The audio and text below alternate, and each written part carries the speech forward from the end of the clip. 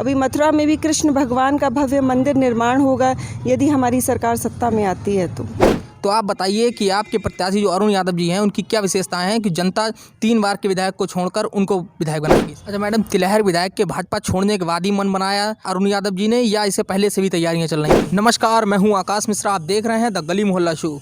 आज हमारे साथ मौजूद हैं तिलहर ब्लॉक से ब्लॉक प्रमुख कविता यादव जी। कविता यादव जी, बहुत बहुत स्वागत है आपका हमारे शो में। धन्यवाद। कविता जी, आपके पति के बड़े भाई अरुण यादव चैनू जी विधानसभा तिलहर से चुनाव की तैयारी कर रहे हैं, तो इससे पहले आपकी राजनीतिक पृष्ठभूमि क्या रही है, बताइए।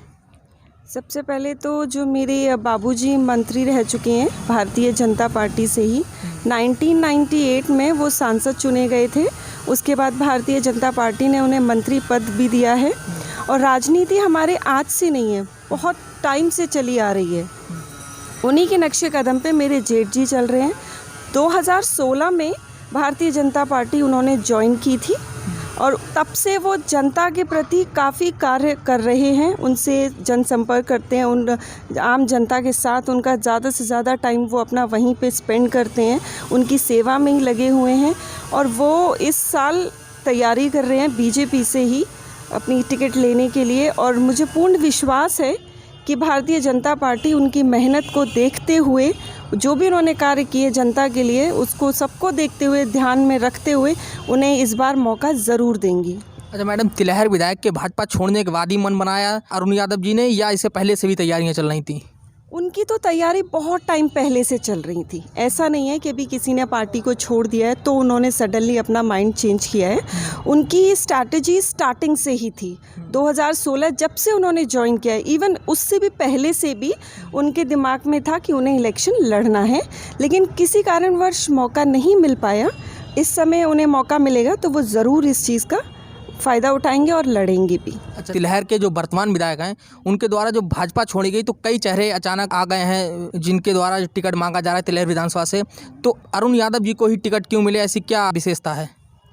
उन्हें टिकट इसलिए भी मिले, एक तो वो डाउन टू अर्थ व्यक्ति हैं, वो हमेशा जनता के बीच में रहते हैं, वो ज़्यादातर जनता के साथ ही रह के और उनकी समस्याएं जो हैं, क्योंकि हम किसी की प्रॉब्लम को तभी सॉल्व कर सकते हैं जब हम उनके बीच में रहेंगे।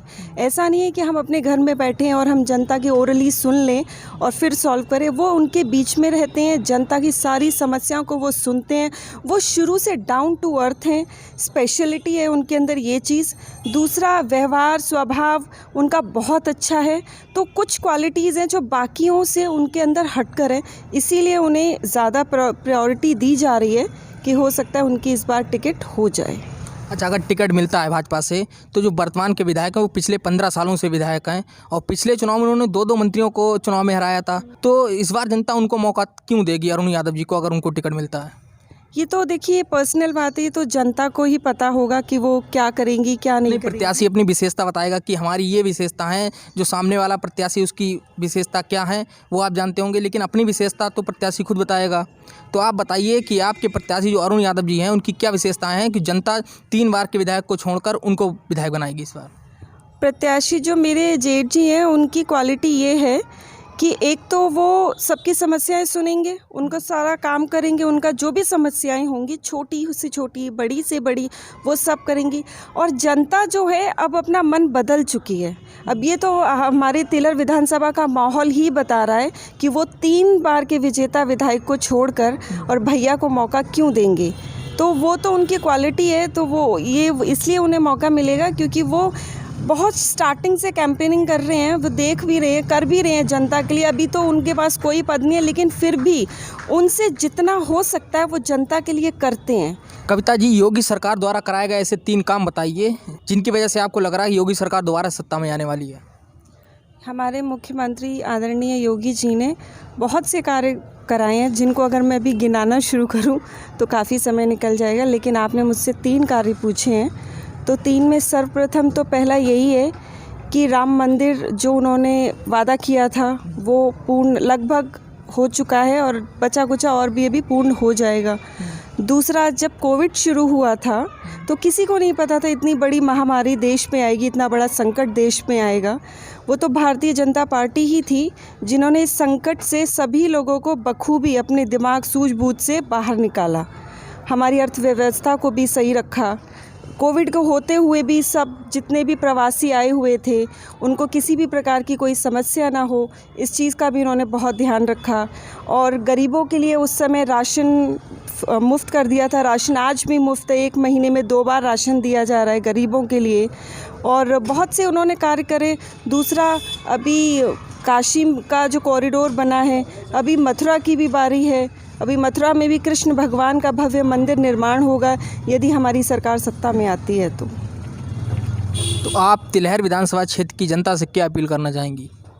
मैं तिलहर विधानसभा क्षेत्र की जनता से सिर्फ यही अपील करना चाहूँगी कि एक बार अरुण यादव और चैनू जो मेरे जेठ जी हैं उन्हें मौका दें। एक बार उन्हें मौका दें। मौका देने के बाद वो देखें कि उन्होंने अब तक जितने भी अपने विधायक चुने उनसे वो हटकर ही रहेंगे। वो डाउन टू अर्थ है। ये मैंने आपको स्टार्टिंग में ही बताया था कि भैया जो है वो डाउन टू अर्थ है। वो जनता के बीच के हैं, जनता के बीच में पले हैं, जनता के बीच में ही वो रहते हैं। वो अपने आप को भी एक आम जनता में ही काउंट करते हैं। वो भले ही विधायक बन जाएं बट वो रहेंगे एक जनता के ही माध्यम के, जनता के ही सदस्य। तो मेरी यही अपील है कि एक बार उन्हें मौका ज़रूर दिया जाए। चलिए, बहुत बहुत धन्यवाद आपका। तो ये थी हमारे साथ तिलहर ब्लॉक प्रमुख कविता यादव जी। इसी तरीके से और भी इंटरव्यू, जनता की राय देखने के लिए देखते रहिए द गली मोहल्ला शो। धन्यवाद।